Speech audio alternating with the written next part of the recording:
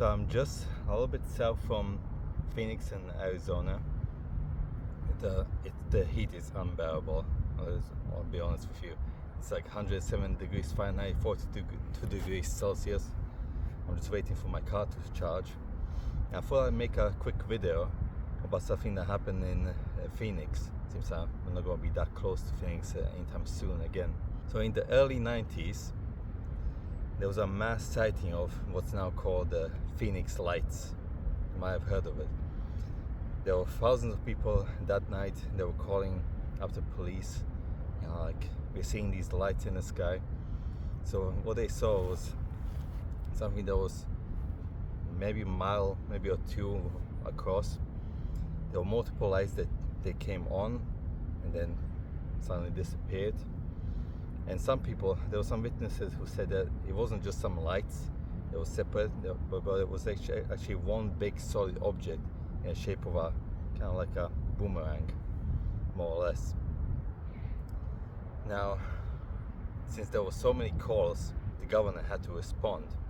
Now, they made kind of fun out of this entire thing, where the governor said, like, we found the one who's responsible for the lights, and they brought in some dude in a alien costume with handcuffs.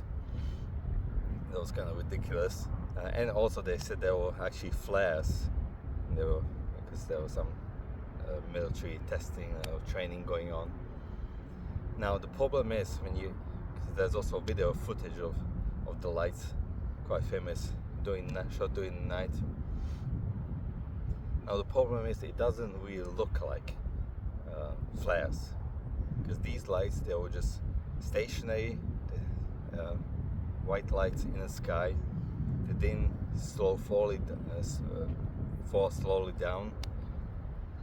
And since there were these witnesses that saw this big thing pass right above them, and they even said they saw this solid object block out the stars. So in my honest opinion, and obviously I wasn't there, but according to what I heard from witnesses, and I'm going to get back to the governor as well, I think that this was actually a big solid object that passed above Phoenix. Like I said, the lights didn't look like flares, which was the official explanation, and there were eyewitnesses who said that it was actually one big solid object, some kind of a craft, silent, didn't hear anything, and it blocked out the stars. Now, as I said, the governor, at the beginning, he made fun of this entire thing by bringing this guy in an alien costume in. But years later, he actually in an interview admitted that he saw the lights himself, and he knew that it wasn't just flares, and it probably, or most likely, it wasn't something of human origin. Now, years later, just a few years ago actually, there was something interesting that came up about these Phoenix lights, because that night there was also one pilot of a small aircraft who actually reported these lights to the airport in Phoenix. Turns out that this pilot was the famous Hollywood actor Kurt Russell. Be fucking kidding. So he was just flying his son to Phoenix. His son went on a date or something, and as they were approaching the airport, his son was like, "Dad, what's that?" And there were these lights in the sky, and he was like, "I really don't know." So he reported it to the airport, and somehow, which is it's a weird occurrence, but it happens quite often with sightings of UAPs, UFOs, that people see something strange and they just act like nothing happened and just carry on.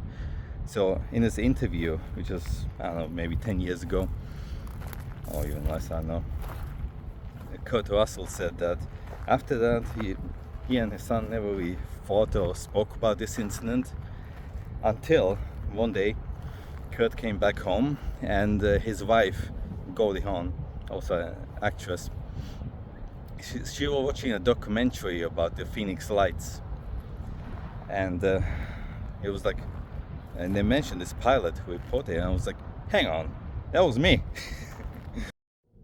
Okay, I actually had to finish this video in my car because as I was outside, my phone was overheating, and I couldn't use the camera because of that. It's so hot in here. So one last thing I'm gonna say about the Phoenix Lights. A few months ago, there was this congressional hearing about the UFOs. It had two eyewitnesses, two pilots, Ryan Graves and David Fravor, as well as the whistleblower David Grosh.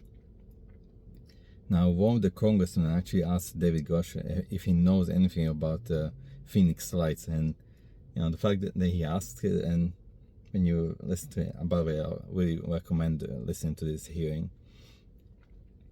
I think it was really personal for that guy when he asked about it, so that was quite interesting to hear.